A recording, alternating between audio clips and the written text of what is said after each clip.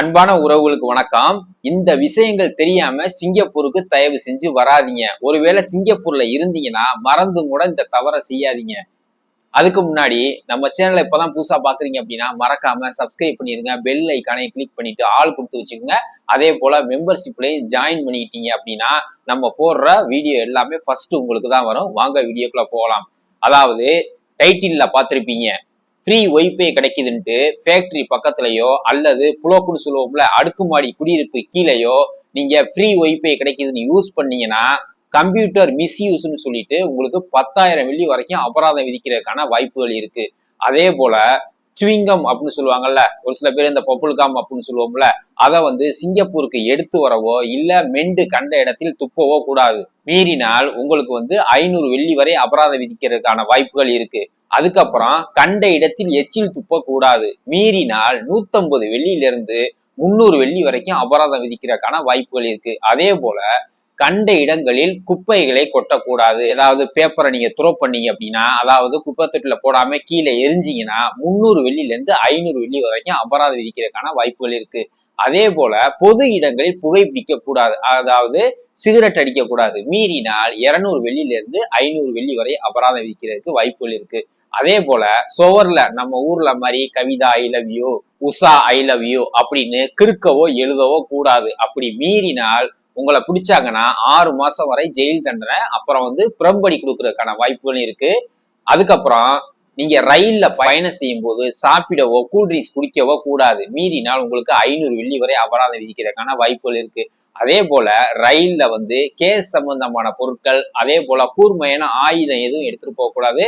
அப்படி பிடிபட்டால் 5,000 வெள்ளி வரை அபராதம் விதிக்கிறதுக்கான வாய்ப்புகள் இருக்கு.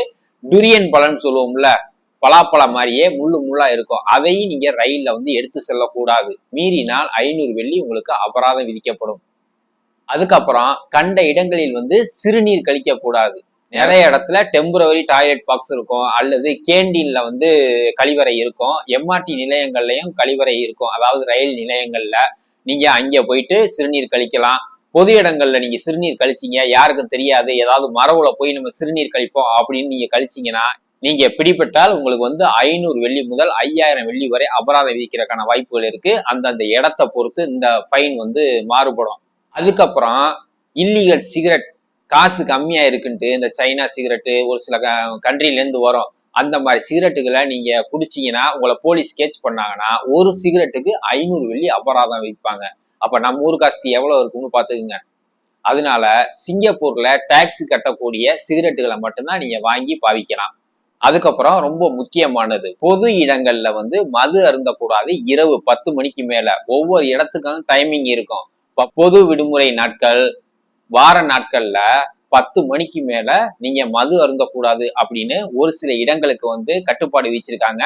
அதை நீங்க மீறினீங்கன்னா உங்களுக்கு 5,000 வெள்ளி வரைக்கும் அபராதம் விதிக்கிறதுக்கான வாய்ப்புகள் இருக்கு. அதே போல யாருடன் சண்டை போடக்கூடாது. அதையும் மீறினீங்கன்னா, அப்படி யாரோடையாவது சண்டை போட்டு உங்களை போலீஸ் கேட்ச் பண்ணாங்கன்னா நீங்க சிங்கப்பூர் வர முடியாமல் போறதுக்கான வாய்ப்புகள் கூட இருக்கு. அதுக்கப்புறம் இதுல கடைசியா நம்ம பார்க்க வேண்டியது, போதை பொருள் அறவே கூடாது. அப்படி நீங்க பிடிபட்டால், குற்றம் உங்க மீது நிரூபிக்கப்பட்டால் மரண தண்டனை கூட விதிக்கிறதுக்கு வாய்ப்புகள் இருக்கு. இதனாலதான் சிங்கப்பூரை ஃபைன் சிட்டின்னு சொல்லுவாங்க, வெரி எக்ஸ்பென்சிவ் கண்ட்ரின்னு சொல்லுவாங்க. அதாவது இது போன்ற ஒவ்வொரு மிஸ்டேக்கும் தனித்தனி ஃபைன் உண்டு. இந்த ஃபைனுக்கும் நம்ம ஊரு காசுக்கு எவ்வளவுன்னு கணக்கு பண்ணி பாத்தீங்கன்னா ஆயுசுக்கும் நம்ம சிங்கப்பூர்ல சம்பாரிச்சுக்கிட்டு இருக்க வேண்டியதான், சம்பாரிச்சு கவர்மெண்ட்டுக்கு கொடுக்க வேண்டியதான். அதனால யாரும் தயவு செஞ்சு இந்த மாதிரி தவறுகளை பண்ணாதீங்க. இது போன்ற பயனுள்ள தகவல் தெரிஞ்சுக்கணும் அப்படின்னா நம்மளுடைய சேனலை சப்ஸ்கிரைப் பண்ணி வச்சுக்கோங்க. இந்த தகவல் உங்களுக்கு பிடிச்சிருந்துச்சு அப்படின்னா உங்க ஃப்ரெண்ட்ஸுக்கெல்லாம் ஷேர் பண்ணுங்க. மீண்டும் ஒரு அடுத்த நல்ல வீடியோல சந்திப்போம். மகிழ்ச்சி.